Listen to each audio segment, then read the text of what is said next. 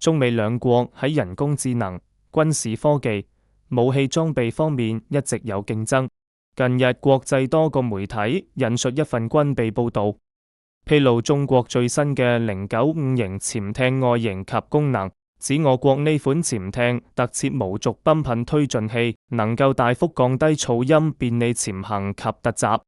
報導特別攞呢款中國新潛艦同美國海狼級潛艦作比較，認為中國095型潛艦喺發射器及減噪音方面仍不敵美國，但中國潛艦動力及減噪音表現突飛猛進，建造速度又快，美國已經冇乜優勢可言。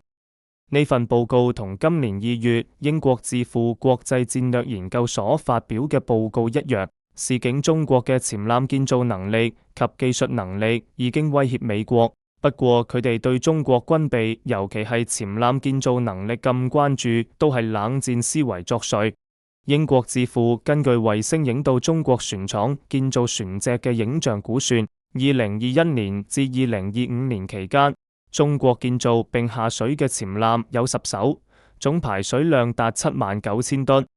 智庫話，同期美國建造並下水嘅潛艦只有7艘，總排水量更只有55000噸。報告仲話，中國核動力潛艦數量已多達12艘，加上常規動力潛艦數目已追近美國。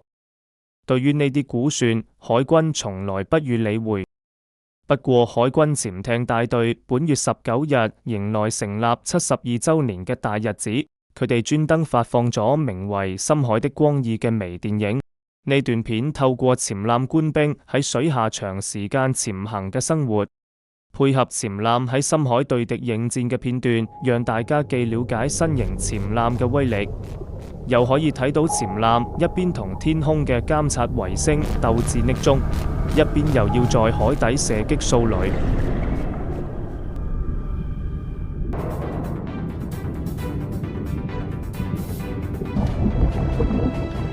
防台，根據水文環境選擇有利伏擊陣位。是，選擇有利伏擊陣位。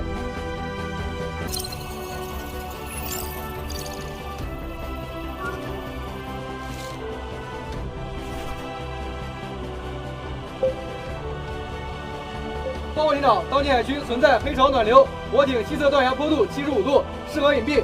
建议航向120，转速40，深度80米。有。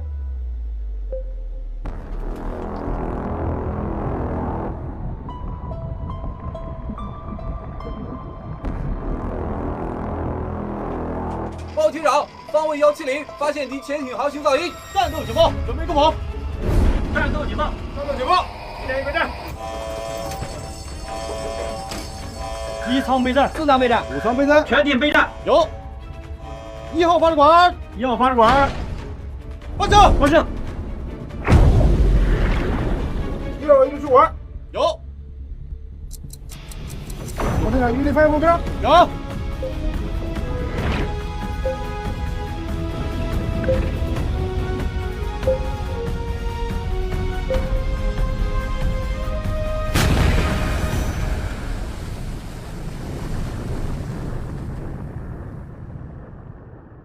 报告厅长，听到鱼雷爆炸声，鱼雷命中目標。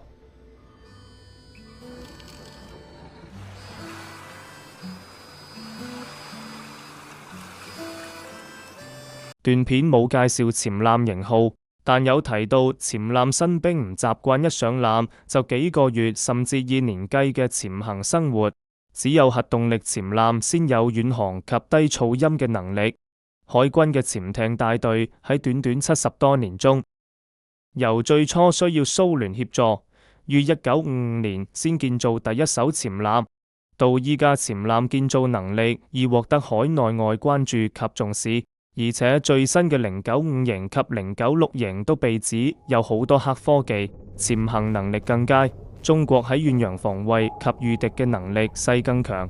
好啦，今日講到呢度，再會。